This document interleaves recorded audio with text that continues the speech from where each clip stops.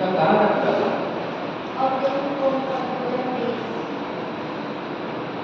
Operation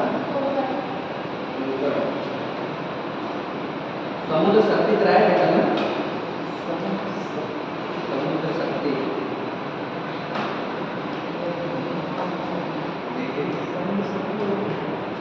कराया हुआ था ना?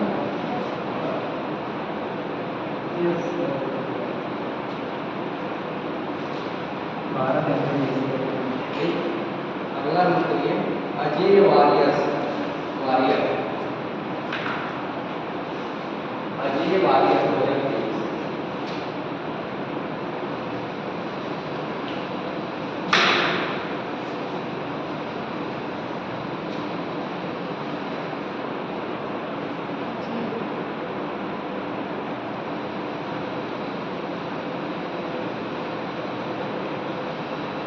अजय का मतलब क्या होता है? इसको कोई बयान नहीं कर सकते तो अजय हिंदी भी तो चलती होगी ना? हिंदी भी आती होगी ना? होगा ही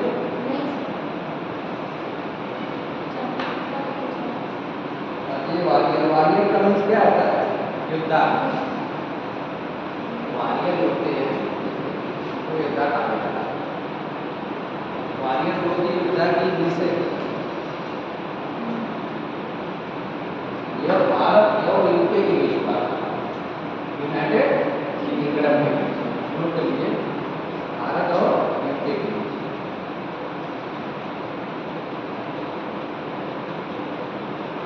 और द्विवार्षिक हो है।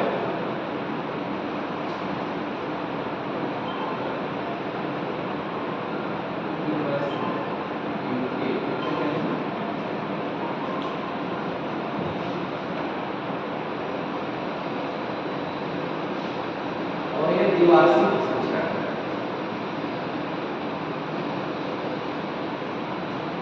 द्विवार्षिक शिक्षण और बारी बारी से भारत और ब्रिटेन में होता है। बारी बारी से भारत और ब्रिटेन में होता है। यह द्विवार्षिक शिक्षण है और बारी बारी से ब्रिटेन और एक बार ब्रिटेन में हुआ, एक बार भारत।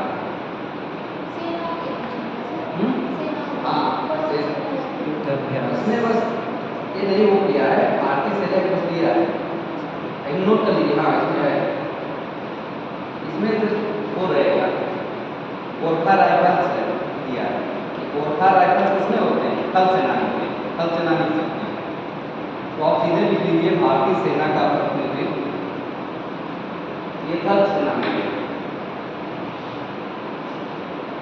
भारतीय सेना का प्रतिनिधित्व गोरखा राइफल्स और बिहार रेजिमेंट। एक बिहार रेजिमेंट हुई है, इसमें भी पिछली बार चाइना से कुछ हुआ था तो बिहार रेजिमेंट के काफी सही हो गए लड़ाई में।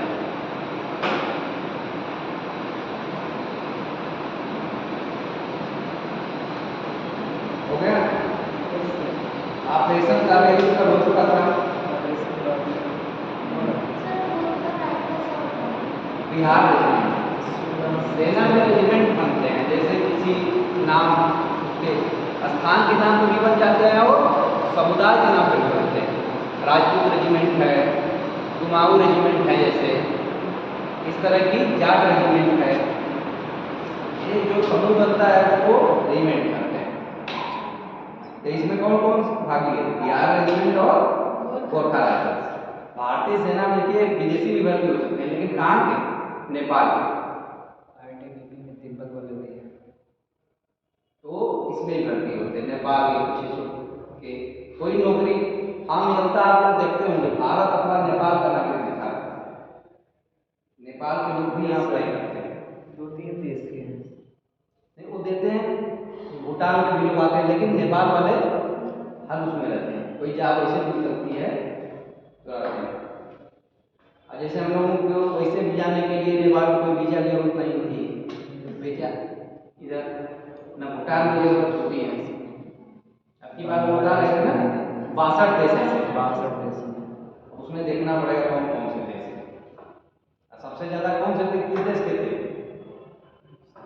जहाँ उसको वीजा की कम जरूरत पड़ती है। रिवीजन अभी आपको एक बताए थे ना कोई पासपोर्ट वाली सूचकांक, तो भारत का था 162 देशों में, चलिए 62 देशों। फ्रांस 194 देश। फ्रांस को 194 देशों में उसको वीजा की जरूरत नहीं पड़ती। इसको आपको बीच में थोड़ा पलट भी लिया है, इससे रिवाइज होता रहेगा। चलिए अगला देखते हैं।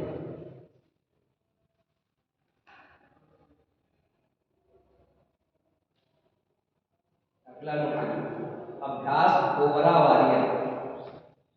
अभ्यास ओवरा वारियर।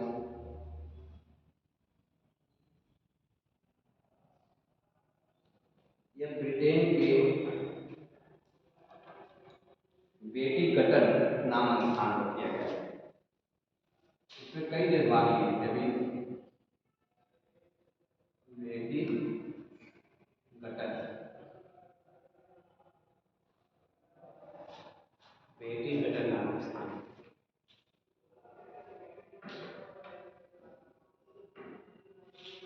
इसमें देखिए Finland, Sweden, Bharat, America, Singapore की सेनाओं ने भाग लिया। और कौन सी सेना ने भाग लिया? वायुसेना।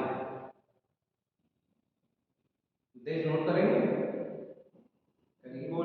Finland, Bharat, Sweden. Bharat, Finland, Sweden, दक्षिण अफ्रीका, अमेरिका और सिंगापुर की वायुसेना ने भाग लिया। इसमें एक आध और देख लेते हैं, बहुत ज्यादा हो गया। क्यों? अभ्यास तो काफी हो गया होगा। कोंकण हो गया है।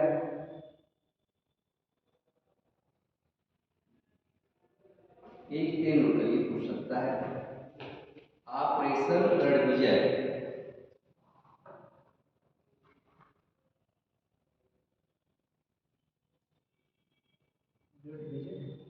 रणविजय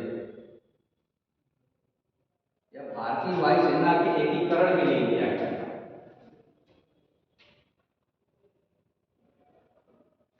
इसमें यूपी स्पेशल में भी हम लोग आ सकता है। ऑपरेशन रणविजय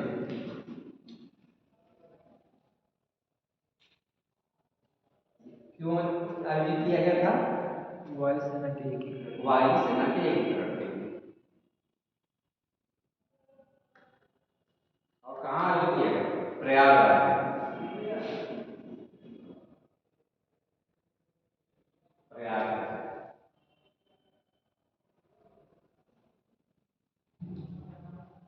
पिछले साल एक और महाविशेष हुआ था, तो बहुत भीड़ हो गई थी वहां, आया था उसमें।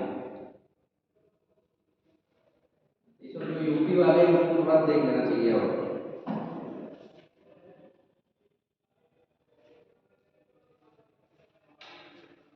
अब हम लोग देखते हैं योजना शुरू किया जाए ना, खेल करा दें। एक महोत्सव भी है अभी बचा।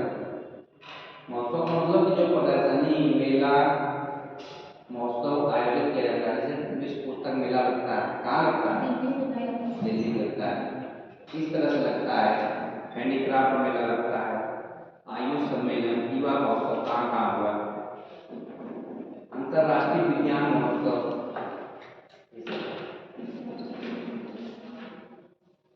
खेल करा देता भी कराया बच्चा है, जैसा कहिए आप। क्या आने को तो उसमें कुछ नहीं कहा जा सकता है क्या है, तो कल चलने दीजिए ताकि तो खेल लास्ट में हो जाएगा। ये जब छोटा छोटा टॉपिक है ना, इसमें भी बहुत ज्यादा होता है। देखिए कल पूरा क्लास चला, 2-4 आज ही चला, इसके बावजूद भी मैं कुछ नहीं किया, छोड़ दिया, ये पुराने हो गए।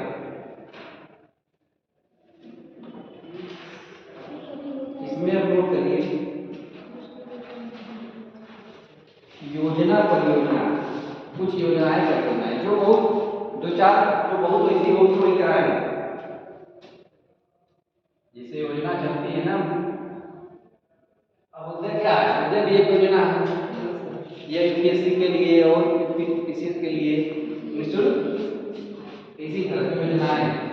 तो जो नई योजनाएं हैं या जो थोड़ा महत्वपूर्ण है उनको देखें।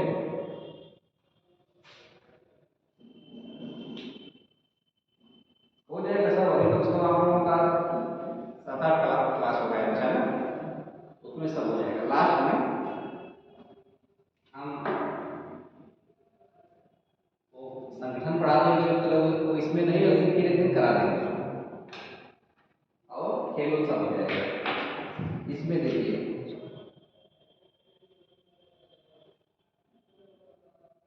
नोट करिए, इसमें ज्यादा नोट नहीं कराएंगे, तो 2-2 लाइन। पृथ्वी विज्ञान योजना, पृथ्वी विज्ञान योजना जानते रहिए, उसको हम बता देते हैं क्या क्या है। पृथ्वी विज्ञान योजना,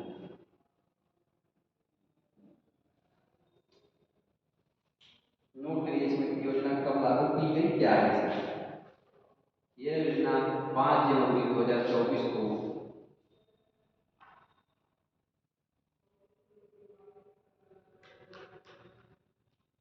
प्रधानमंत्री नरेंद्र मोदी की अध्यक्षता में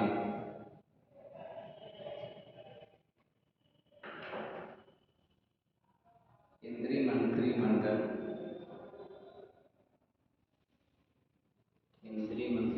की बैठक में मंजूरी मिली।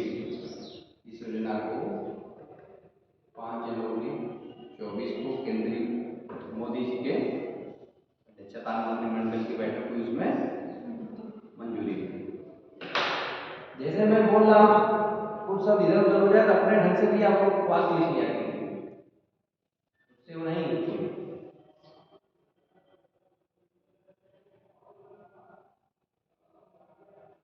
देखिए ये इस योजना में है क्या, इस योजना में जितने भी निरीक्षण योजनाएं चल रही महासागर में, जैसे कोई चल रहा है पानी के लिए, वायुमंडल के लिए, उन योजनाओं पर निगरानी रखने के लिए और बहुत से इसमें योजनाओं को निगरानी रखी जाएगी। और जैसे भूकंप पे कोई योजना चल रही है वो भी इससे निगरानी रखी जाएगी, इससे निगरानी रखी जाएगी। उसको जरूरत होगी पैसे की, उसमें उसको पैसा भी दिया जाएगा।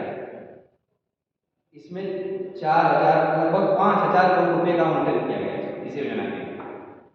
अगर उनको किसी अनुदान की जरूरत होती है तो इसी योजना के तहत अनुदान भी दिया जाए। पृथ्वी से संबंधित जितनी चीजें हैं, सुनामी आ गई, कुछ हुआ, या सुनामी संवेदन केंद्र है जो होता है, भूकंप उसका संवेदन केंद्र है जो बताता है ना मौसम विज्ञान से संबंधित कि भूकंप आने वाला है। इस सब जितनी ये सब चीजें हैं उनमें यह निगरानी करेगा। उनको अनुदान की जरूरत होगी, अनुदान भी मिलेगा। इसको नोट करना और कर लीजिए, नहीं सुन लीजिए। नोट करिए 5 योजना है, कम से कम ये जानते तो रहिए। इस योजना में वर्तमान में चल रही 5 योजनाओं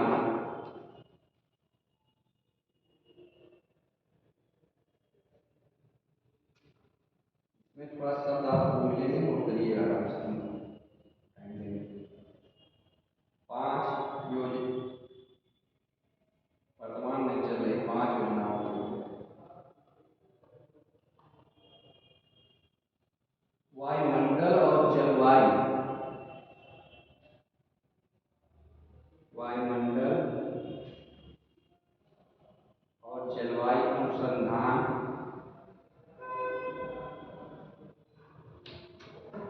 अनुसंधान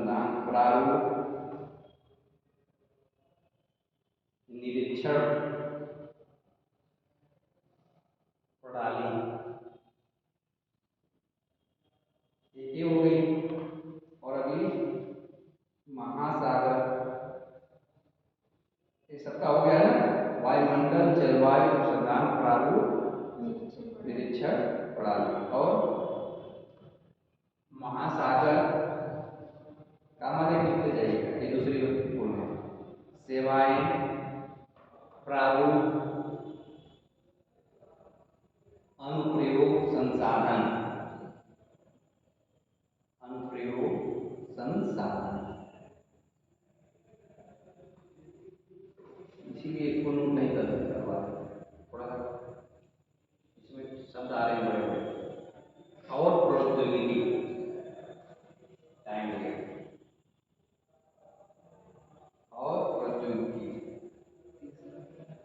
अगला ध्रुवीय विज्ञान और क्रायोस्फीयर अनुसंधान, ध्रुवीय विज्ञान और क्रायोस्फीयर, ये काम देखेंगे, क्रायोस्फीयर अनुसंधान।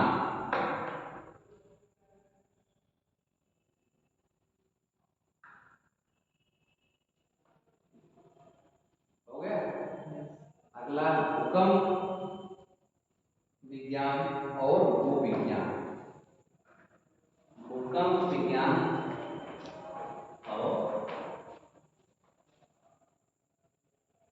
भूकंप को किस सूत्र रिएक्टर सेल पर मापा जाता है?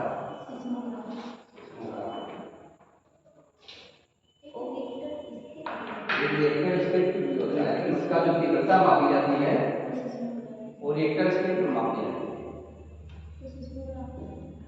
वो भी कुछ रूप में है, दोनों देखिएगा। सर वो तीव्रता मापता है जिसमें हाँ, एक तीव्रता मापता है, क्या करता है? इसका काम कुछ अलग है। रिएक्टर स्केल, लेकिन जो भूकंप आता है उसको आप लोग सुनेंगे वो यही बताता है, वो रिएक्टर स्केल पे ही मापा जाता है। अभी भूकंप आया था ना चंडीगढ़ में, उसको न्यूज में सुनेंगे वो रिएक्टर स्केल पे ही मापा, सीस्मोग्राफ से उसको देख लीजिए, बताइए क्या है। जो तीव्रता बताता है 5.7 आया या 2 पॉइंट कुछ आया, वो किस पे मापते हैं? उसको रिएक्टर स्केल पे मापते हैं। हो गए भूविज्ञान और, हाँ, भूविज्ञान होता है, भूविज्ञान जो पृथ्वी के उसका सब अध्ययन किया जाता है, जियोलॉजी उसको कहते हैं, जियोलॉजी, बीएचयू में डिपार्टमेंट है। अगला नंबर करिए,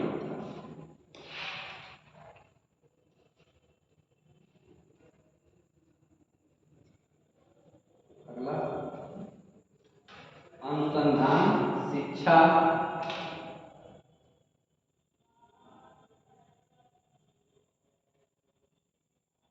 शिक्षा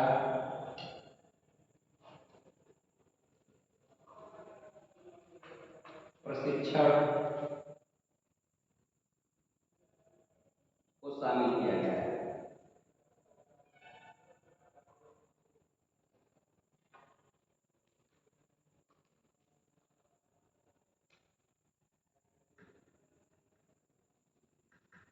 हो गया। देखिए सिस्मोग्राफ से क्या नापते हैं? भूकंप की तीव्रता और अवधि का पता लगाते हैं, कितने समय तक, हाँ, ये कितना देर तक रहा, और इससे जो धरती के अंदर हलचल होती है उसको भी मापा जाता है।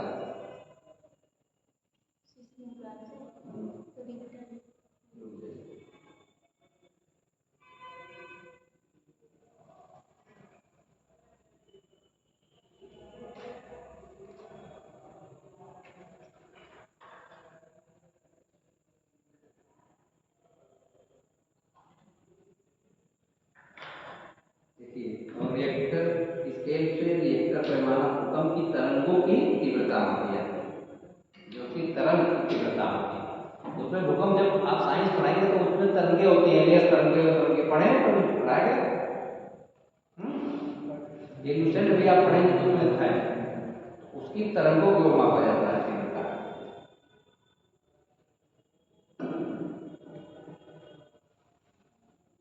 जैसे आप लोग पढ़ेंगे, आपको दूसरा चल रहा है तो उसमें ऐसे बनता है, जिसमें तरंगे होती हैं, एलियस तरंगे, एक तरंग और कोई उस तरंग को। अब ये हो गया पृथ्वी योजना, इसमें मतलब ये मान के चलिए कुछ योजनाओं को, 5 योजनाओं की निगरानी के लिए लाया गया। हाँ, इन योजनाओं को उसके लिए अनुदान के लिए और आगे बढ़ाने के लिए किया गया। इसमें 5 योजनाएं, और इस योजना का मुख्य लक्ष्य क्या है? सुन लीजिए, नोट करना होगा, बताइएगा, नोट करा देंगे, सुनिए पर। पृथ्वी प्रणाली परिवर्तन महत्वपूर्ण संकेतों को रिकॉर्ड करना, वायुमंडल, महासागर, बायोस्फीयर और ठोस पृथ्वी के दीर्घकालिक निरीक्षण और संवर्धन। मतलब इन चीजों का क्या करेंगे? निरीक्षण करेंगे। संवर्धन, संवर्धन क्या होता है? संवर्धन किसी चीज को बढ़ावा देना, जो चीज है वो खत्म ना हो। जैसे जो पृथ्वी पे है, वन है, वो है, चीजें खत्म ना हो, इसको हम बढ़ावा दें, बढ़े।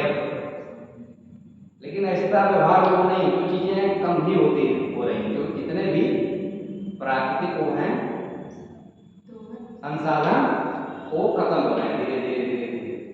इसका रूल क्या होना चाहिए कि है तो एक ही, जितना यूज करें उससे अधिक हम पृथ्वी को देंगे, लेकिन ऐसा नहीं हो पा रहा। इसका तमाम कारण, जनसंख्या बढ़ रही है, अत्यधिक दोहन हो रहा है, लोगों के अंदर शिक्षा की कमी है, और चीज़ें हैं जिसे झूम कृषि एक होती है।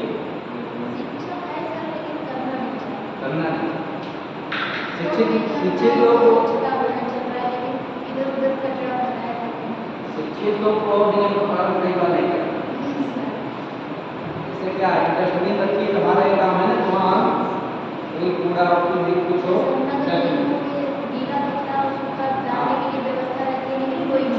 कोई कुछ करना नहीं चाहता।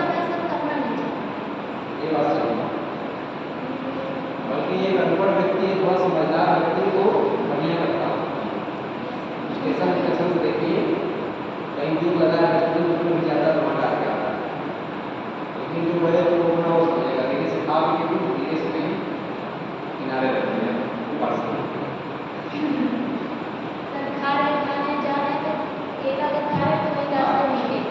चलिए अगला लेक्चर प्रधानमंत्री सूर्य घर, प्रधानमंत्री सूर्य घर मुफ्त बिजली योजना। प्रधानमंत्री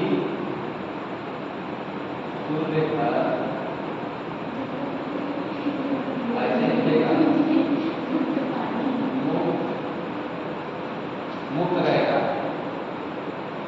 बिजली योजना।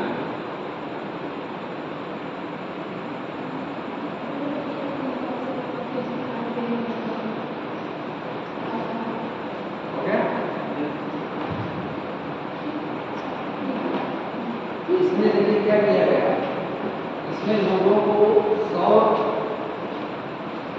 ऊर्जा के लिए जो प्लेटें आती हैं, उसके लिए सौर ऊर्जा के लिए प्रेरित किया गया। इस योजना के तहत सौर ऊर्जा का है और मुफ्त में बिजली का उत्पादन है। इसका नाम ही प्रधानमंत्री सूर्य घर, मतलब जिन घरों पर लगाया जाएगा उसका नाम है प्रधानमंत्री सूर्य घर। जैसे इनके नाम से प्रधानमंत्री सड़क योजना हो रही, इसी तरह इसको नोट कर लीजिए कहाँ शुरुआत हुई थी। बस कब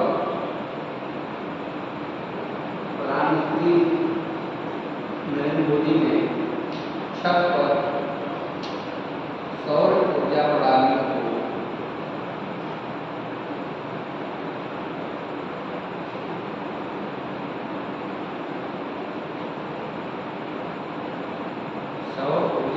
को बढ़ावा देने के लिए, सौर ऊर्जा प्रणाली क्या है, जो वही छत पे लगाए जाए,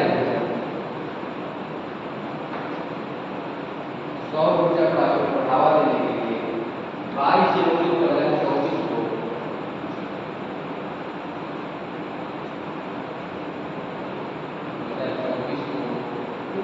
सूर्योदय योजना है। हाँ, आगे बताते हैं, आगे से उसका नाम 24 को एक नई सरकारी योजना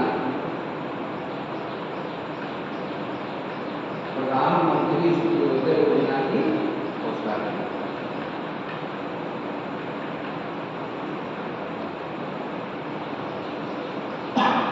तो ये योजना क्या, इसका नाम है प्रधानमंत्री सूर्योदय योजना।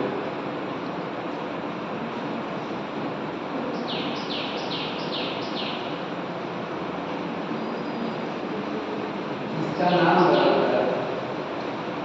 पहले क्या थी, सूर्योदय योजना, अब उसका नाम बदल के क्या कर दिया गया, प्रधानमंत्री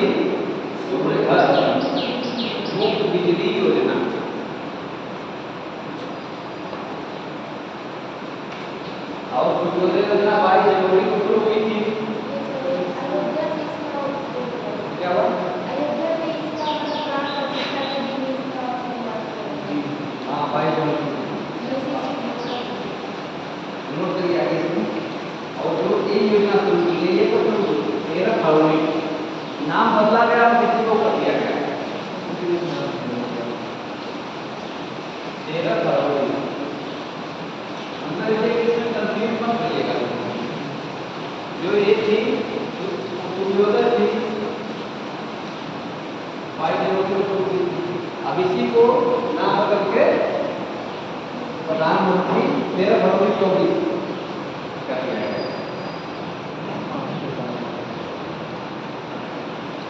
अब इसमें कंफ्यूजन कोई नहीं है ना।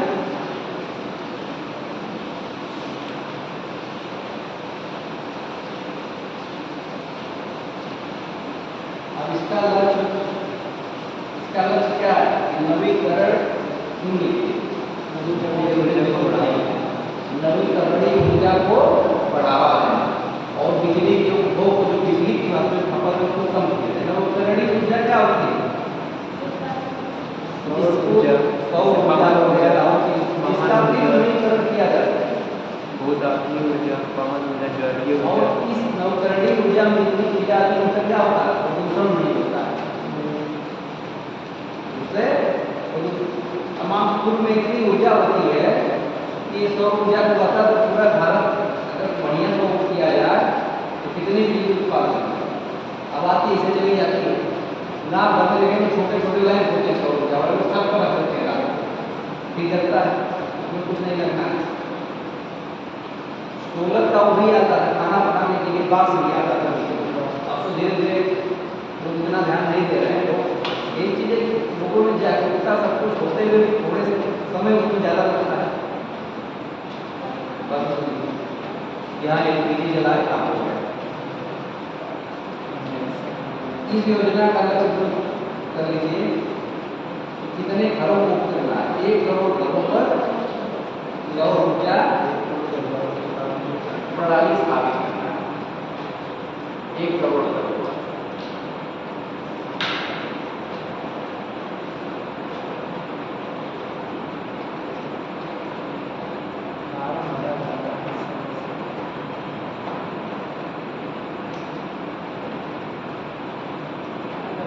और इस योजना में एक चीज और नोट करिए, जैसे यह योजना आप पैसा इसमें लगाएंगे, सब्सिडी मिलेगी गवर्नमेंट से 1,20,000 रुपये लगभग मिल जाएगा। उस योजना का कितना % राज्य देंगे, कितना केंद्र? 75% स्टेट देगा, अनुमोदित केंद्र। जो इसमें अनुदान मिलेगा कितना होगा? राज्य केंद्र होगा 75-25। कभी-कभी छूट देता है। कुछ योजनाएं होगी 100% केंद्र सरकार की होती है, कुछ होती हैं और कम पे होती है।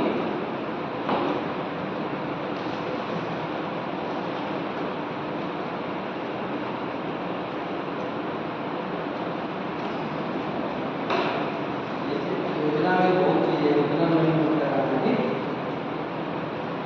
जो चीजें हो गया। ये योजना और शुरू की प्रधानमंत्री, इसको हम बस इसमें बता देते हैं कहाँ से शुरू हुई थी, क्या थी। प्रधानमंत्री जनजातीय आदिवासी न्याय अभियान, इसको झारखंड में शुरू किए, खूंटी की जगह है। तो बस इसको इतना ही होती है। प्रधानमंत्री अगला है उसको छोड़ दीजिए, जनजातीय आदिवासी न्याय महाअभियान, इसका नाम क्या है? प्रधानमंत्री जनजाति आदिवासी न्याय महाअभियान। इसमें दोनों चीजें जुड़ी है, जनजाति भी जुड़ा है और आदिवासी भी जुड़ा है।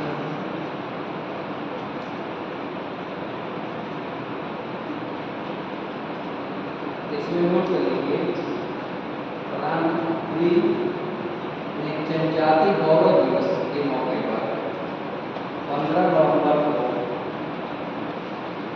जनजाति गौरव दिवस, लेकिन इसलिए कौन चीज़ आ जा रही है? जनजाति गौरव दिवस। ये मौके पे अवसर पर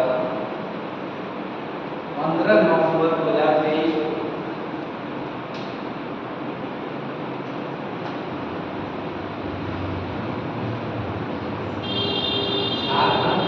खूंटी स्थान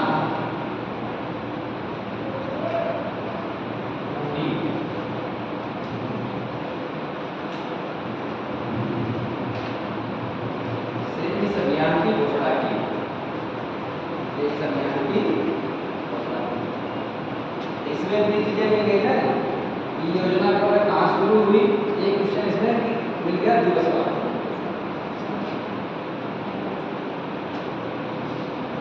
इसमें क्या किया जाएगा, इसमें जनजातियों के लिए नोट मत करिए, उनके लिए मूलभूत सुविधाओं की व्यवस्था की जाएगी, उनके लिए शिक्षा की व्यवस्था की जाएगी, स्वच्छ पेयजल की व्यवस्था की जाएगी, बिजली की व्यवस्था की जाएगी, ये सब व्यवस्थाएं उनके लिए की जाएगी। सड़क, संचार, ये सब व्यवस्थाएं। पीएम विश्वकर्मा योजना जानते हैं आप लोग? कराने दे उसको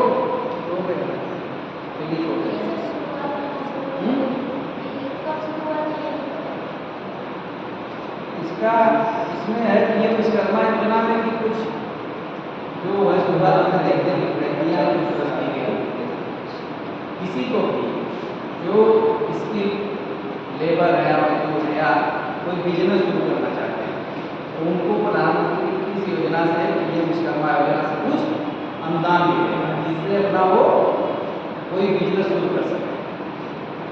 और बिजनेस कैसा हो, स्किल से होगा, शिल्पकारी का हो, कारीगरी का हो, इस तरह का कुछ बना रहे हैं, कोई मशीनरी से संबंधित इस तरह की चीजें रहेंगी।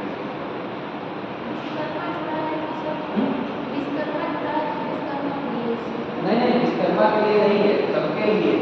विश्वकर्मा इसलिए जो किया गया है कि विश्वकर्मा भगवान को जो माना जाता था उनको वो शिल्पकार कुछ बनाते थे, ऐसा नहीं है केवल विश्वकर्मा जो उनको मिले, सबको मिले। बताया ना, जो भी स्किल से संबंधित है, कारीगर हो, मिस्त्री हो, मोटरसाइकिल बनाने वाले हो, साइकिल बनाने वाले हो, चाहे जो घर बनाना है, कोई और दुकान खोली है, उनको कुछ जरूरत है, इस पैसे में मिलेगा। इसमें 3 लाख तक ऋण देगी और 5% तक वो देगी ब्याज। ऐसे ऋण लेने पर ज़्यादा ब्याज लगता है। बस इसको सब जानते पढ़ने के लिए, इसलिए है कि कारीगरों को बढ़ावा देने के लिए जब जरूरत पड़ेगी तो इसमें अनुदान देगी, ऋण, और कम से कम ब्याज पे ऋण देगी 5%। इतना डीप नहीं पूछना, इसको तब आपको डीप बहुत पढ़ने की जरूरत है जब मेंस में आ गया, टिप्पणी लिखना पड़ जाता है, तो पूरी चीज आपको जानकारी होनी चाहिए। तब आपकी ये चीजें हैं। मेरा माटी मेरा देश अभियान पता है,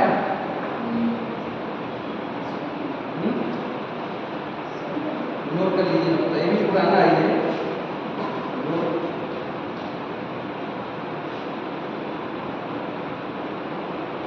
जो अमृत महोत्सव चल रहा था पूरे आजादी का उसी में था कि अपने देश के लोग कहते मिट्टी लेके सेल्फी वगैरह नहीं आया था, हाँ, तो उसी से था। इसको नोट करना और बस कर लीजिए। इसका समापन कब किया गया, कितने जिलों में किया गया, अमृत कलश इसमें लेके शोभा यात्रा और सब चीजें मिली।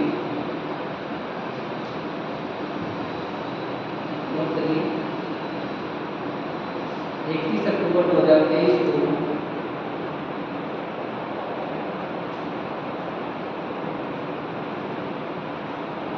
भारत के पहले गृह मंत्री सरदार वल्लभ पटेल की जयंती पर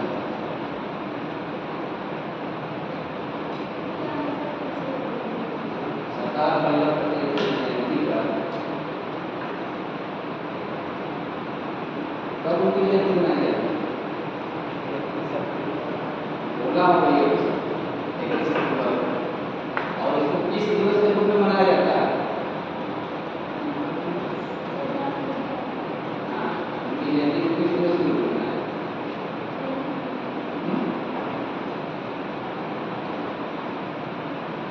एकता दिवस।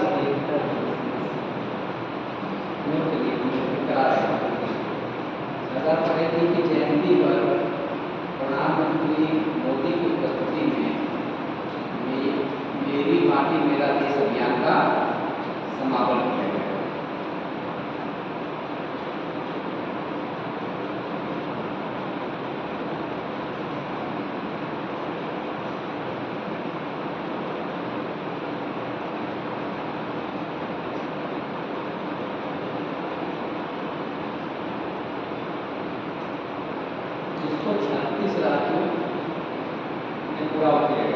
राज्य 36 राज्य, मतलब दोनों मिला के सभी राज्यों में, और 766 किलो में पूरा शोभा यात्रा कलश लेके लाया गया।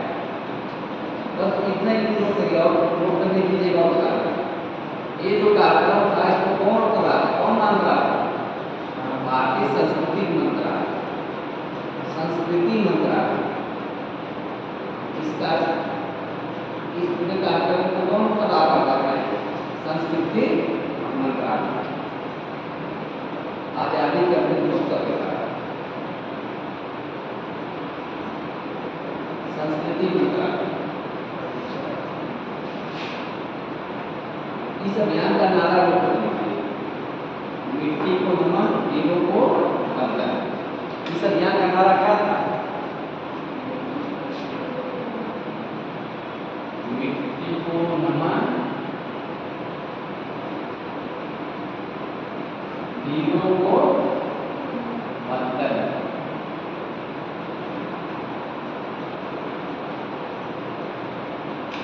मिट्टी को नमन, वीरों का या वीरों को वंदन।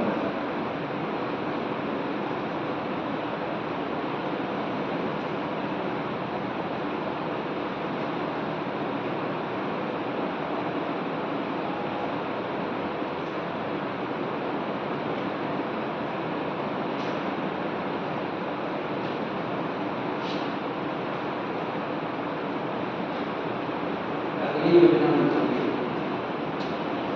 सागर समृद्धि योजना, सागर समृद्धि योजना।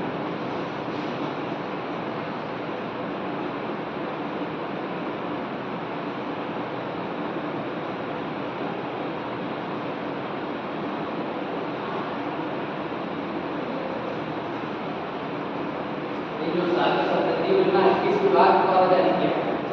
भारत में जो जहाज जल और जहाज रानी मंत्रालय। और इसका उद्देश्य क्या है? अपशिष्ट से धन और करना। अपशिष्ट क्या होता है? कूड़ा, जैसे जो चीजें बचे उससे धन कमाना। धन जैसे अपशिष्ट से बिजली बनती है और चीजें बनती हैं, इस योजना में यही चीज थी, अपशिष्ट धन कमाना। और कौन किया था? जहाज रानी मंत्रालय। इसको नोट कीजिए एक लाइन में। जैसे बहुत पहले के समय में लीजिए सागर माला योजना शुरू की गई। सागर माला बताइए, जानते हैं? 3 साल पहले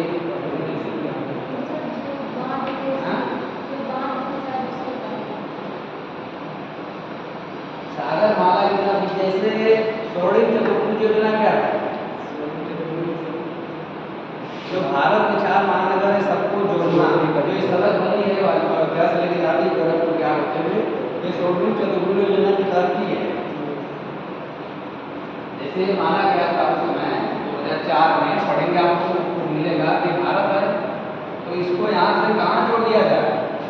जम्मू कश्मीर से कन्याकुमारी, इधर पोरबंदर से असम के सिलचर तक, मतलब ऐसे जोड़ दिया जाए। इसको स्वर्णिम चतुर्भुज योजना कहा गया। इसी तरह एक योजना भी लाई गई थी सागर माला योजना। ये जो एक किनारे वाले राज्य हैं राज्य, इनको भी किनारे किनारे सड़कों से जोड़ा जाए। जैसे इधर मुंबई हो गया, यहाँ कोच्चि हो गया, ऐसे जोड़ा जाए। ऐसे फिर इधर आते आते इधर उड़ीसा हो गया, ऐसे सड़कों से जोड़ दिया जाए किनारे वाले। उसका क्या नाम दिया गया था? क्या? सागर माला योजना। उसको सागर का नाम है बता दिया, इसको नोट कर लीजिए। सागर समृद्धि योजना हो गया, नोट करना है। बंदरगाह और जहाज रानी और जल मार्ग मंत्रालय द्वारा। कौन है जहाज रानी मंत्री?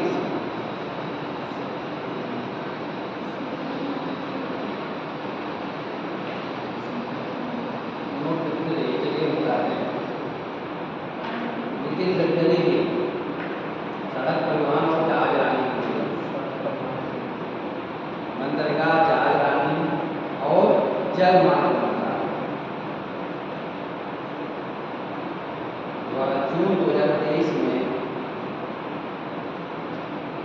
सागर समृद्धि योजना की शुरुआत हुई।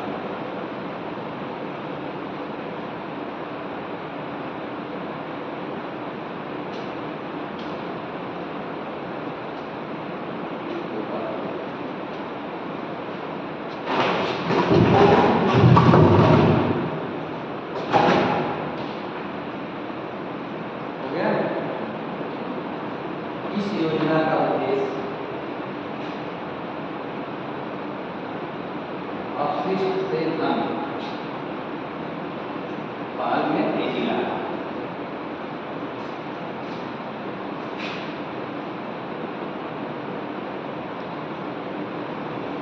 अपशिष्ट से धन, ये मतलब अपशिष्ट से धन पाल पहले से इसका मतलब चल रही है, इसमें क्या करना है? तेजी लाना। अपशिष्ट से धन योजना का मतलब लिख रहे हैं।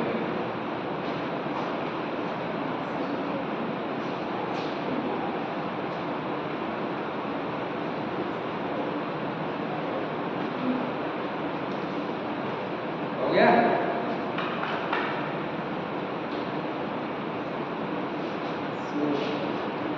और योजना देखते हैं।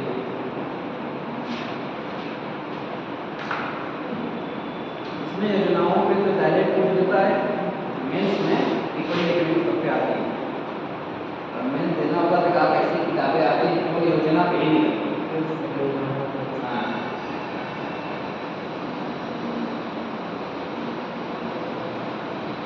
अगला नोट करिए, अमृत धरोहर योजना।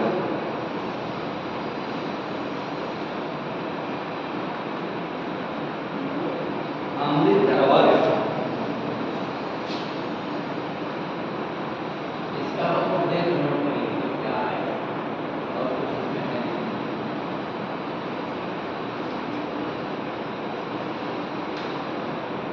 अमृत धरोहर योजना,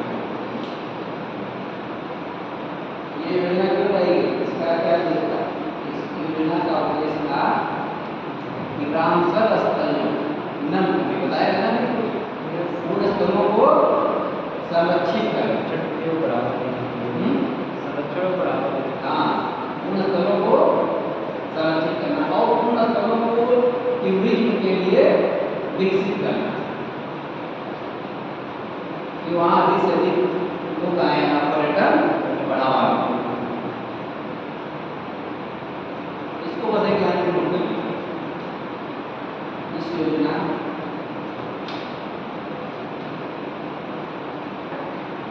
का लक्ष्य भारत में रामसर स्थलों को संरक्षण करना है।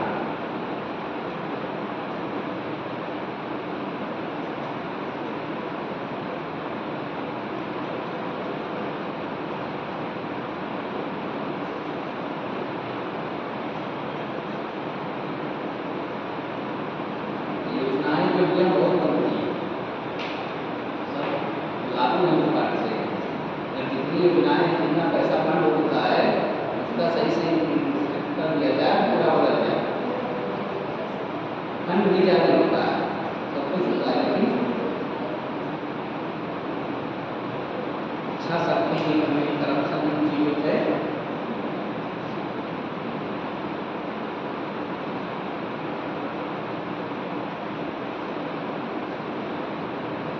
और लोग देखते हैं कि योजना है इसको कर देते हैं पुरानी देश की समिति और आयोग, समिति और आयोग।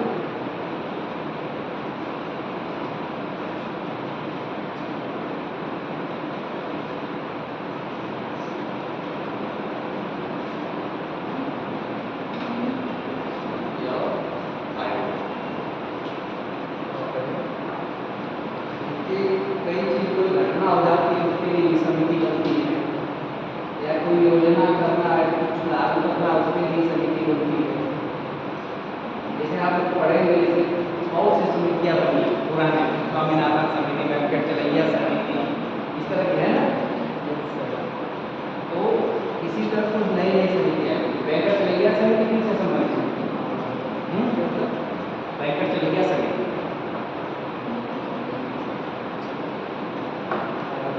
तेंदुलकर समिति,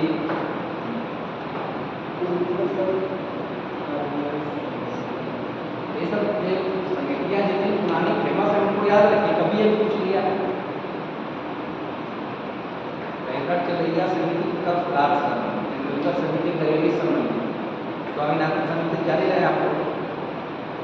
इसी तरह समितियाँ बनती हैं और कुछ समितियाँ कोई घटना हो गई उसके लिए बना दी जाती है, जांच कर रही है, उसका बार बार बार बार समय बढ़ाया जाता है। इसमें नोट करिए अनुसूचित जातियों के उपवर्गीकरण के लिए समिति,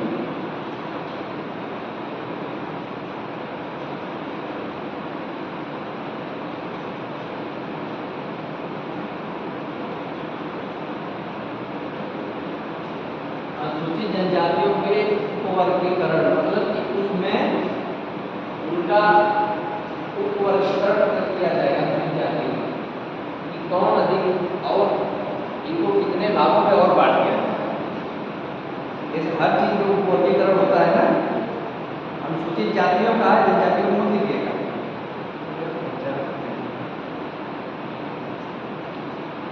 जैसे ओबीसी को भी बांटने के लिए समिति बनी गई हो, वो हेड कमेटी कि कैसे कैसे इनको बांट के इनका कौन सा आरक्षण को लागू किया जाए, वो लागू नहीं है।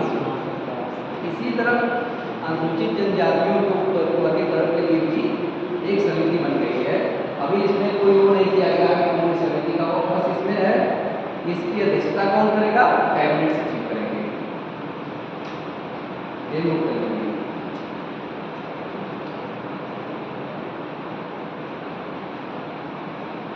और इसका उद्देश्य क्या है? इसका उद्देश्य यही है कि मतलब ये आरोप लगता है कि अनुसूचित जनजातियों में कुछ जातियाँ ये ज़्यादा हुआ है कि जो आरक्षण का लाभ ले ली, कोई जो योजनाओं का ज़्यादा लाभ ले ली ना, इसको कैसे हम वो करें कि सबको जो उसमें भी वंचित जातियाँ हैं उनको भी लाभ मिल जाए। इसका ये उद्देश्य है। अब कमेटी बनेंगे और उसकी अध्यक्षता कौन करेंगे, कैबिनेट सचिव। ये धूप आ जाती है, थोड़ा चमक आती है।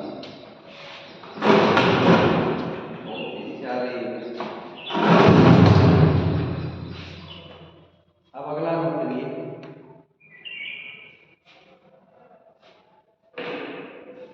महेश चंद्र समिति। महेश चंद्र हाँ, उसको बस बताओ कमेटी कुछ है नहीं उसमें, उनके वर्गीकरण के लिए। अगला महेश चंद्र समिति।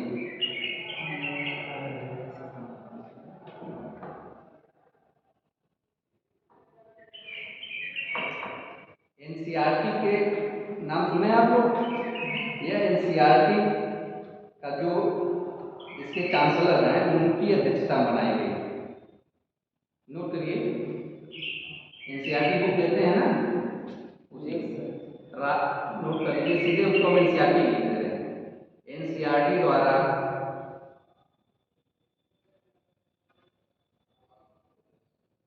नेशनल इंस्टीट्यूट ऑफ एजुकेशन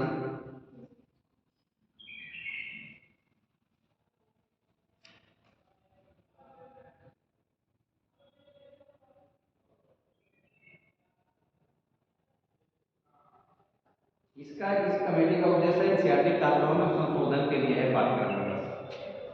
या तो सीधे लिख लीजिए कि एनसीईआरटी के चांसलर महेश चंद्र पंत की अध्यक्षता में एनसीईआरटी पाठ्यक्रम के लिए हम बोलने में लिखिए बस, एनसीईआरटी पाठ्यक्रम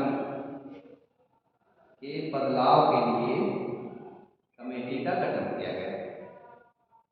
फिर से बोला, महेश चंद्र समिति, एनसीईआरटी के चांसलर महेश चंद्र पंत की अध्यक्षता में एनसीईआरटी पाठ्यक्रम में बदलाव के लिए इस कमेटी का गठन किया गया।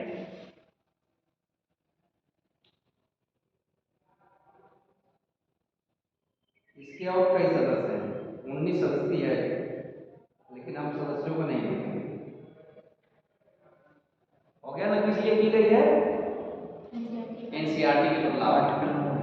एनसीईआरटी पाठ्यक्रम। इस समय देखते हैं ना, इस समय बहुत विरोध होता है कि इतिहास हमारा बदला जा रहा है। मैं पढ़ते लिखते हूँ आप लोग, तो इसके लिए कमेटी बकायदा बनी। कितनी सदस्यीय कमेटी?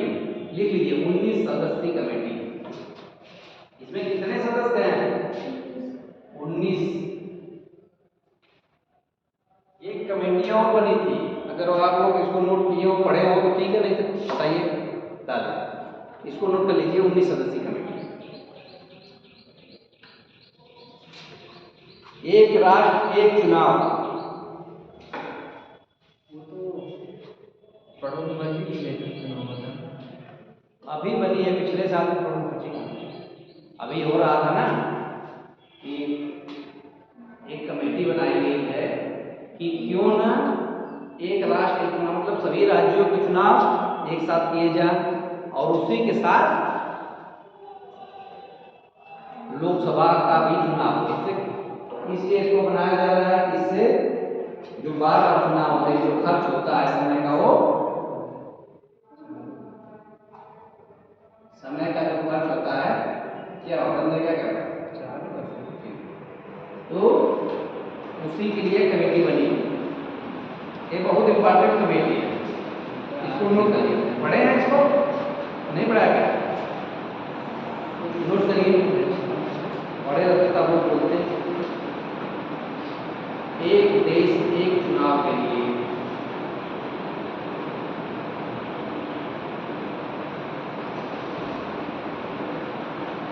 पूर्व राष्ट्रपति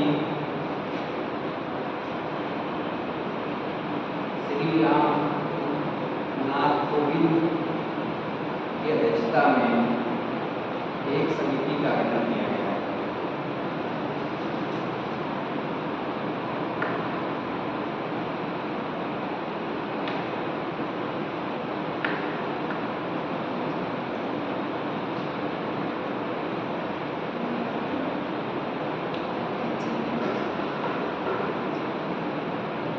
हो जाएगा, अगर एक कमेटी सुझाव दे दी, इसको मान लिया गया कि तो चुनाव एक ही बार होगा, सब चुनाव एक बार हो जाएंगे।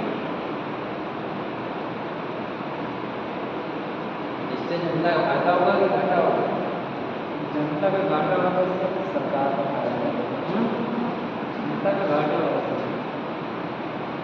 व्यवहारिक रूप से देखेंगे तो घाटा होगा। जनता के स्थानीय मुद्दे लग जाएंगे, इससे दोनों चीज़ें केंद्रीय मुद्दे पहुँचाए जाएंगे। एक बार की सरकार है, उसकी लहर, जैसे किसी भी चीज़ के दो पक्ष होते हैं। अच्छा, एक अच्छा पक्ष है, दोनों चीज़ें होते हैं। फायदे भी बहुत है सभी इसके ना। और भारत ऐसा देश है, अभी तो इसमें कमेटी बन रही है, अभी आगे क्या होगा, इसमें हर चीज़ को एक साथ नहीं किया जा सकता, क्योंकि भारत को माना जाता है कि बहुत विविधताओं का देश है, बहुत से भाषाएं बोली जाती हैं, बहुत संस्कृतियाँ हैं, भौगोलिक स्थिति भी हो डिफरेंस है। यहाँ पे इतनी गर्मी पड़ रही है, कहीं आज भी -30-40 टेम्परेचर है, लेह लद्दाख में लोग। तो कोई एक नियम भारत के लिए पूरा नहीं लागू हो सकता है। कहीं बहुत अधिक गर्मी, कहीं देखेंगे ऐसा क्षेत्र है, म्यूनिसिपल है, वहाँ बारिश ही नहीं होती, तो ऐसे क्षेत्र हैं वहाँ रोज बारिश हो रही है, रोज बाढ़ आ रही है। कोई ऐसी नीति बनाई जाए तो ऐसे माना जाता है कि समान लोगों को पिछला देगा। और यहाँ पे शिक्षा भी बहुत है, कुछ लोग बहुत हाई एजुकेटेड हैं, कुछ बहुत लोग हैं, हर तरह का भेदभाव है।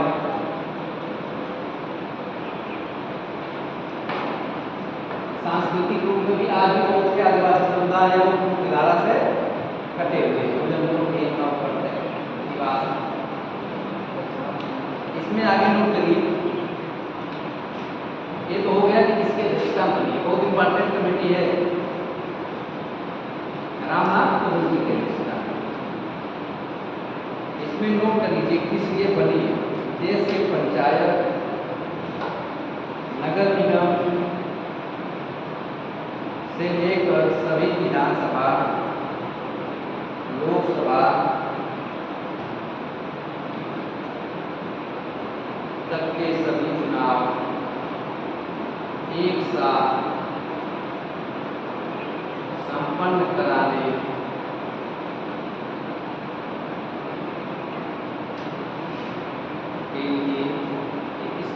कमेटी का गठन किया गया है।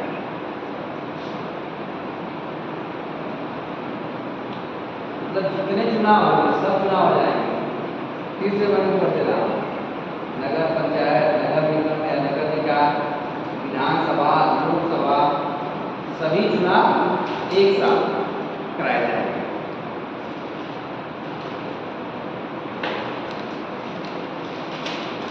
इसके लिए इस कमेटी का गठन किया गया है। कमेटी गठन कब किया गया था? 2 सितंबर 2023। हाँ, 2 सितंबर।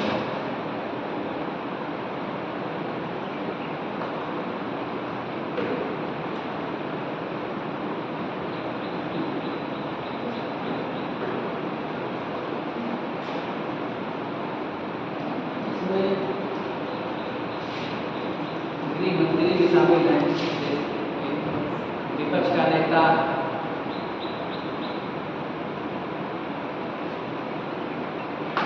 वित्त आयोग के पूर्व अध्यक्ष सुभाष कश्यप का नाम सुना होगा। संविधान भी उनकी बुक आती है, हमारा संविधान और हमारी संसद, उनको भी इस कमेटी में शामिल किया गया। ये हो गया समितियाँ, ठीक, जो पार्टी की समितियाँ थी लगभग हो गई। सदस्यों का नाम नोट करें कि रहने दें? रहने दें, सदस्यों में पूछता नहीं, अध्यक्ष क्या इतना ज़्यादा क्या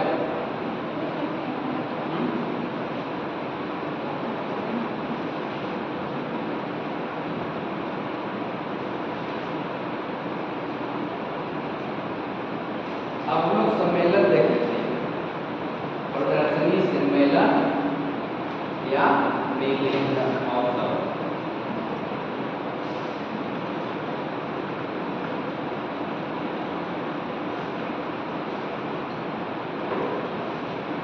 प्रदर्शनी, सम्मेलन या उसी में शामिल कर सकते हैं मेला।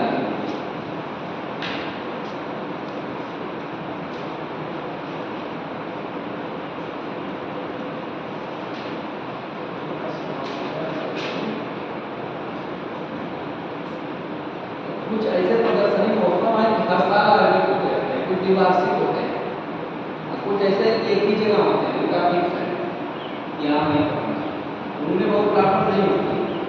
इनमें क्या उसमें एक ही रहता है, वही उसमें क्या करना होता है, उनका थीम क्या नारा दिया गया, ये सब चीजें। अब इसमें नोट करिए, प्रवासी भारत प्रजातियों के लिए संरक्षण पर COP14 या 14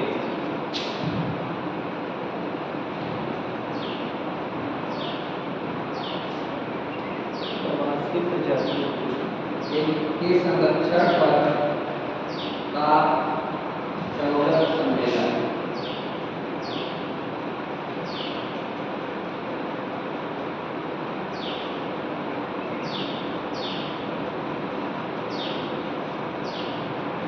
प्रवासी प्रजातियों की बात की गई है, रंग के लिए नहीं लग रहा है ना।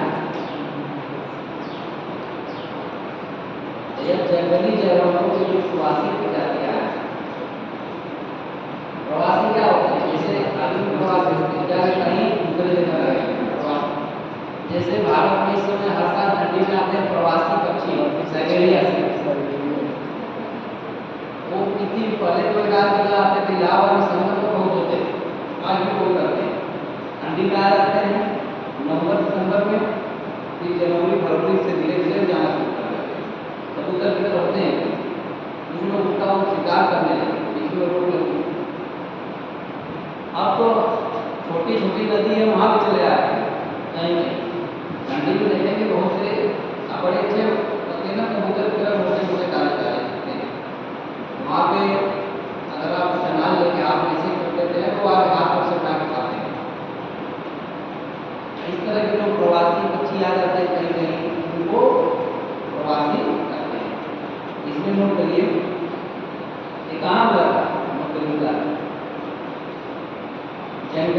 करोड़ की प्रवासी प्रजातियों के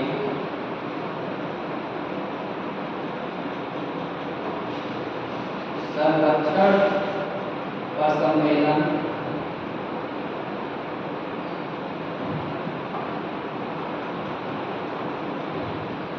की 14वीं बैठक, इसीलिए देखिए इसका नाम दिया गया काम 14 है।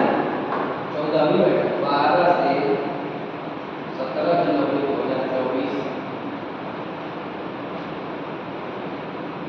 12 से 17 जनवरी 2024 तक उज्बेकिस्तान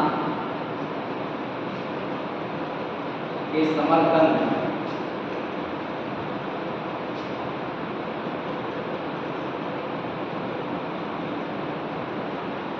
उज्बेकिस्तान के समर्थन, माय का स्थान है समर्थन, समर्थन ने आयोजित किया।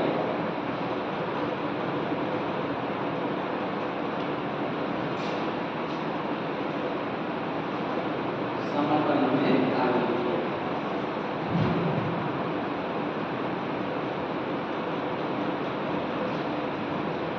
इसका नारा क्या था? प्रकृति की कोई सीमा नहीं हो। इसका नारा इसका थी वो क्या था? प्रकृति की कोई सीमा नहीं।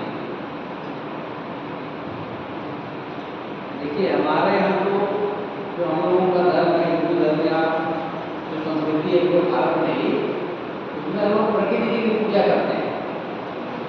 उसकी जो पूजा कहा जाता है प्रकृति में भी हम लोग ईश्वर जिसको भी मानते हैं, ईश्वर अल्लाह उनको मानते हैं, उनको भी पाया जाता है। बहुत से त्योहार है, देखिए हमारे जो त्योहार होते हैं यहाँ इंडिया में वो इसी तरह होते हैं, फसलों के अनुसार ही होते हैं। इसी तरह मेले भी लगते थे वहाँ। अब तो सब कुछ चेंज हो चुका है, इतना आधुनिकता आ गई, पश्चिमी सभ्यता का प्रभाव। इसी तरह मेले लगते थे। जो नवरात्र का होता है ये माना जाता था कि एक फसल करती है तो उस समय नवरात्र होता था, दूसरी करती है तीसरा होता है। अब देखिए गर्मियों में त्योहार नहीं पड़ेंगे, एक लाख त्योहार माना जाता है नवरात्र मेजर त्योहार माना। फिर कब शुरुआत हुई? फिर गर्म शुरुआत हो जाएगा। अब कई जैसे छठ पूजा होती है,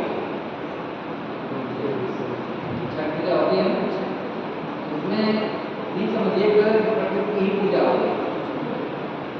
सूर्य को अर्घ में दिया जाता है, जब सूर्य और शाम में डूबते सूर्य को भी उगते सूर्य, उससे क्या रहता है? तो तालाबों में अक्सर होती है या गंगा जी किनारे नदी नाले होती है, उसकी साफ सफाई हो जाती है। ये सब उद्देश्य इसीलिए बनाया गया है। तो प्रकृति की कोई सीमा नहीं, प्रकृति को एक तरह से कहिए तो क्या है? भगवान है, गाड़ी। अब अगला नोट करिए, इसमें कहो क्या थी? इसकी मेन चीज हो गई कब से कब आयोजित किया गया है और कहाँ हुआ और इसकी थीम प्रकृति की कोई सीमा नहीं। राष्ट्रीय युवा महोत्सव, राष्ट्रीय युवा महोत्सव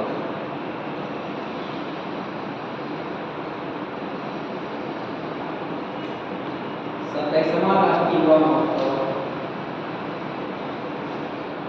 12 से 14 जनवरी तक नासिक में आयोजित किया गया। पोस्टर में महाराष्ट्र की है।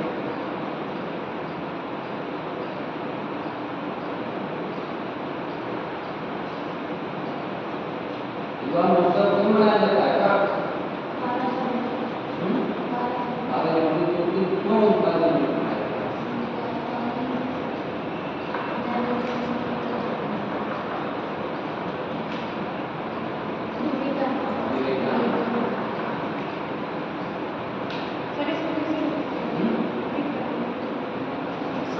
राष्ट्रीय युवा महोत्सव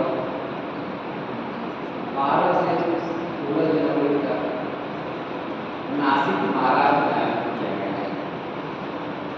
नासिक महाराष्ट्र में आयोजित किया गया है।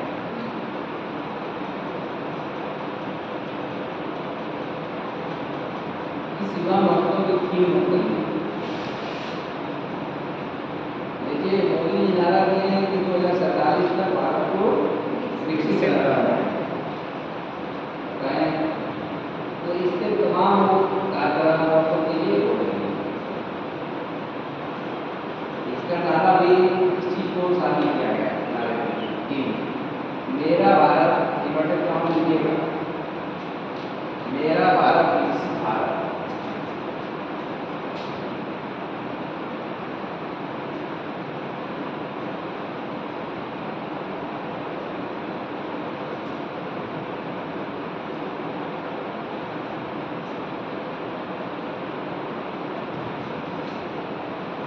ऐसे हाइड्रेट बनाते हैं आप लोग ना, ऐसे बना के लिखिए 2047।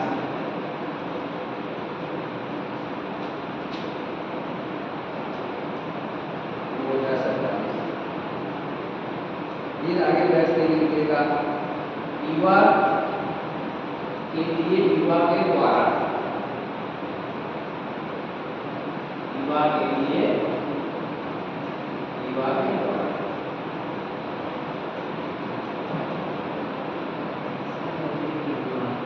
युवा के लिए, युवा के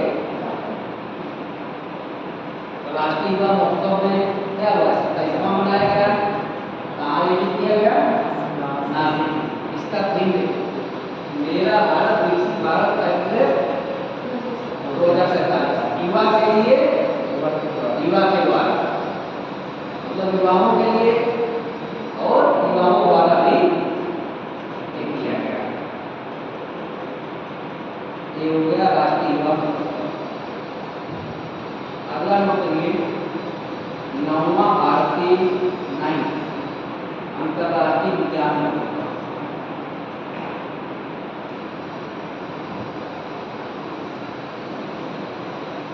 इसको दिवस क्या देखेंगे, इसका काम मनाया गया और इसकी थीम क्या है। 9वां भारतीय अंतर्राष्ट्रीय विज्ञान महोत्सव कहाँ मनाया गया, हरियाणा के फरीदाबाद, हरियाणा के फरीदाबाद 17 से 20 जनवरी, 17 से 20 जनवरी 2024।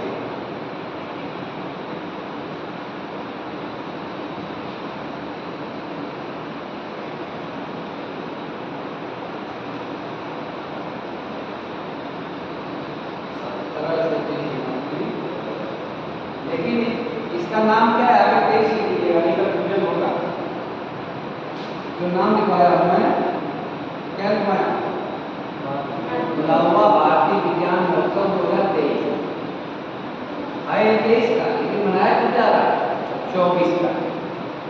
अभी 24 का उसमें कुछ नहीं मनाया गया, नहीं कि 24 को मिले तो कंफ्यूजन हो जाए। हरियाणा के फरीदाबाद में मनाया गया, सब इसका थीम नोट कर लीजिए, क्या नारा, अमृत काल में विज्ञान,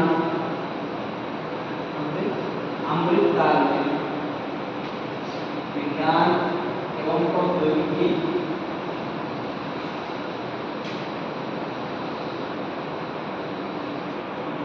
अमृत काल में विज्ञान एवं प्रौद्योगिकी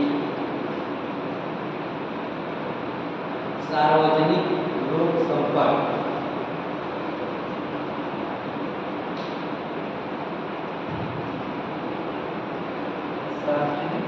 लोक संपर्क,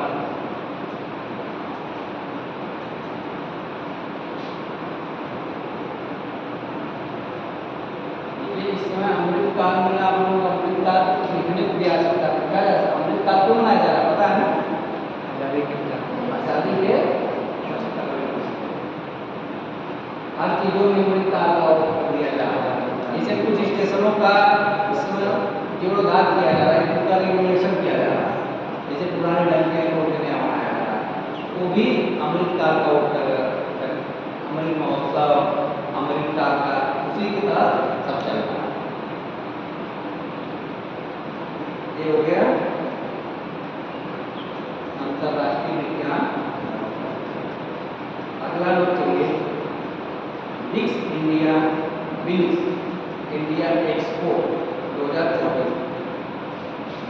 विश्वम होती है ना, विंग्स इंडिया एक्सपो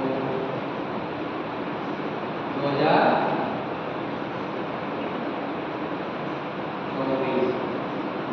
विंग्स लोकार्पण के लिए जैसे कलाम जी की ना विंग्स ऑफ फायर एक्सपो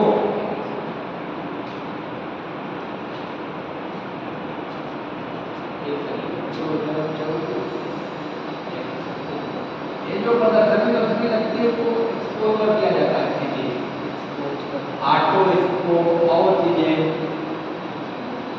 उसमें एक्सपो जोड़ दिया जाता है।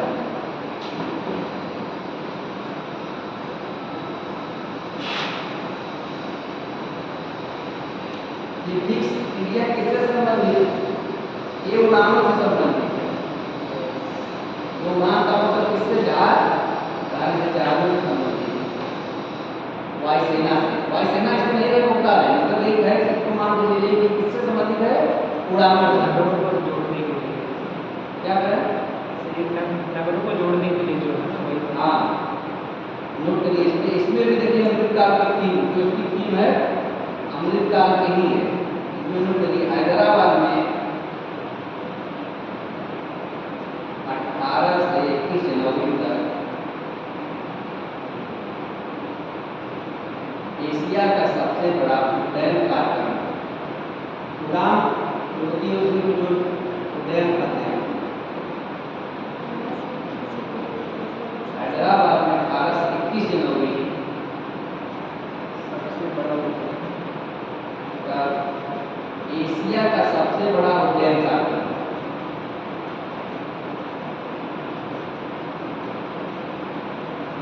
विंग्स इंडिया 2024 एक्सपो आयोजित किया गया। विंग्स इंडिया 2024 एक्सपो आयोजित किया गया।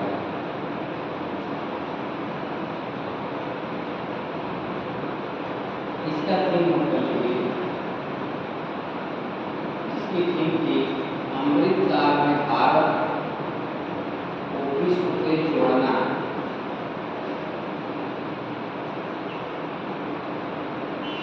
अमृतकाल में भारत को विश्व से जोड़ना। उसके बाद कोलन दे दीजिएगा, दो आगे लिखिए, भारतीय नागरिक कभी कभी उड्डयन, भारतीय नागरिक उड्डयन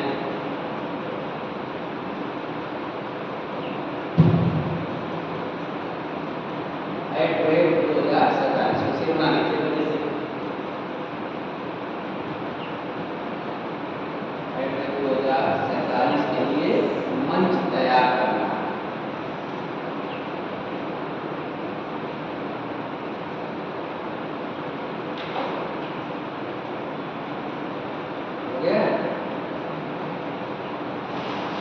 इसमें दो चीज हो गई, बस कहाँ उड्डयन से संबंधित किया गया। उड्डयन जितने भी जहाजों से संबंधित उड़ाने हैं सबकी उड्डयन मंत्रालय भी होता है ना, इसमें उड्डयन मंत्री कौन है, सड़क परिवहन में जो आता है कौन है, सड़क परिवहन में भी वो भी आता है। नहीं सड़क परिवहन में नहीं आया, तो सड़क परिवहन उसमें तो हो गया कि सड़क परिवहन हो गया। सड़क परिवहन जलवायु मंत्रालय, जलवायु मंत्रालय दूसरा है, जहाजरानी नितिन गडकरी जी हैं। इसमें कौन है, उड्डयन मंत्री, इसमें वायुसेना का ही उड़ान से संबंधित उड़ाने इंडिया है, ज्योतिराज सिंधिया है।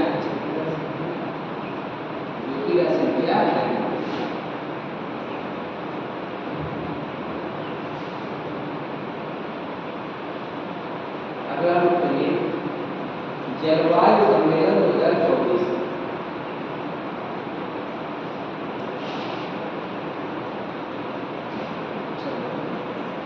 जलवायु 2024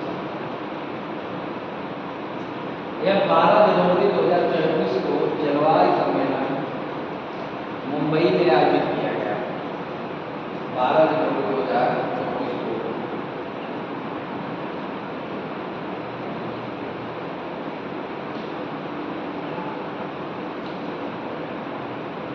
जलवायु सम्मेलन 2024 आयोजित किया गया।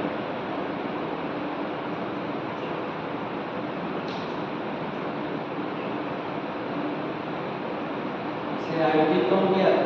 नोट कर लीजिए। केंद्रीय पर्यावरण, वन और जलवायु परिवर्तन मंत्रालय ने आयोजित किया। केंद्रीय पर्यावरण, वन और जलवायु परिवर्तन मंत्रालय ने आयोजित किया।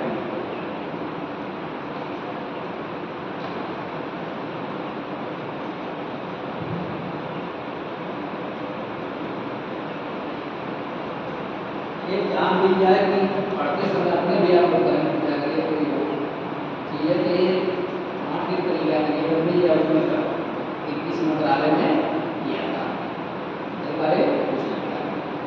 इसकी थीम नोट कर लीजिए। इस सम्मेलन की थीम क्या है या नारा क्या है? भारत के लिए हरित परिवर्तन को डिकोड करना। भारत के लिए हरित परिवर्तन को डिकोड करना।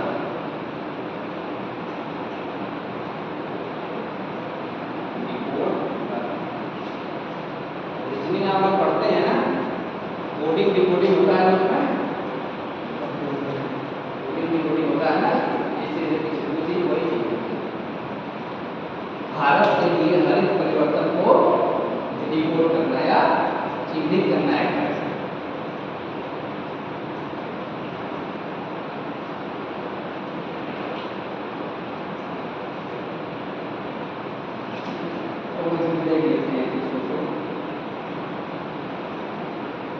एक विश्व मसाला कांग्रेस आयोजित किया गया था।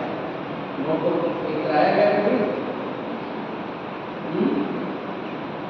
विश्व मसाला कांग्रेस, बस इसको तो नोट कर लीजिए। बस एक लाइन, विश्व मसाला कांग्रेस का आयोजन मुंबई में किया गया। विश्व मसाला कांग्रेस जो सम्मेलन होता है वो उसको कांग्रेस के नाम से दिया जाता है।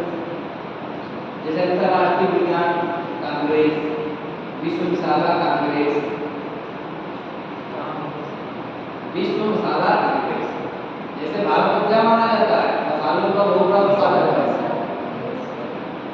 सबसे अधिक मसाला उत्पादन किस राज्य में होता है? केरल। केरल तमिलनाडु पश्चिमी घाट है, उधर इलायची की पहाड़ियाँ हैं और इस उनका नाम भी रख दिया गया इलायची की पहाड़ी। उनका क्या नाम है? नाम क्या नाम है? हाँ, गार्डन। उस पहाड़ियों पर इलायची हो गया है। विश्व मसाला कांग्रेस का आयोजन मुंबई में आयोजित किया गया। इतना ध्यान दीजिए कि कहाँ का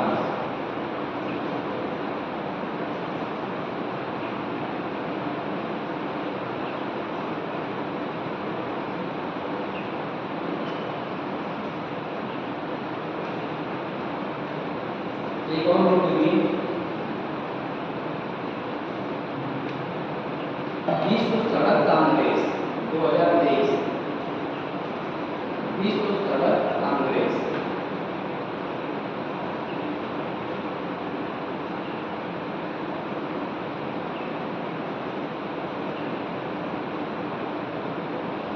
ये चेक गणराज्य में है।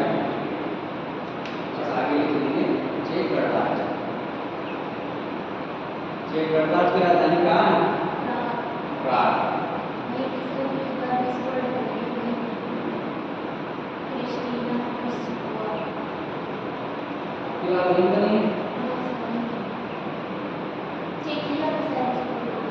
चेक गणराज्य में कौन सा था? में एक पुस्तक में लिख दीजिएगा 27वां विश्व सड़क कांग्रेस।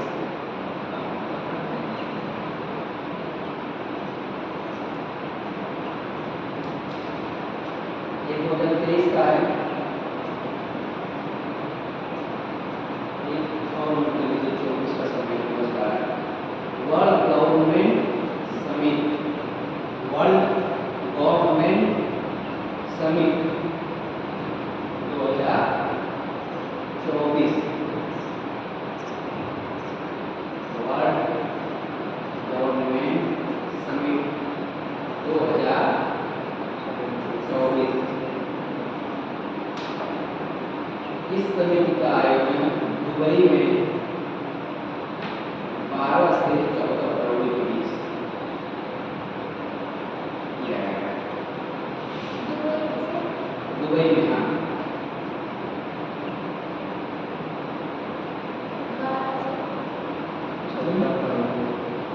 वर्ल्ड गवर्नमेंट समिट 12 से 14 फरवरी।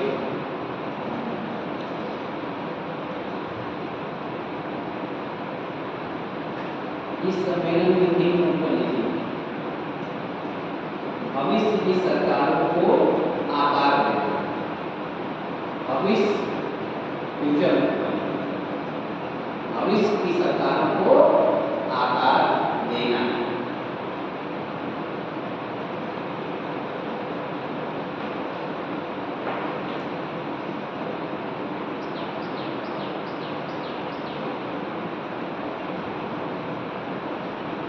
इस सम्मेलन में भारत का प्रतिनिधित्व प्रधानमंत्री नरेंद्र मोदी जी ने किया।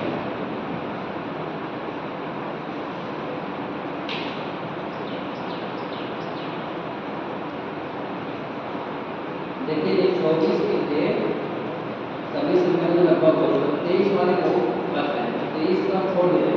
ठीक, अगर कराना होगा तो बचेगा तो कल करा देंगे।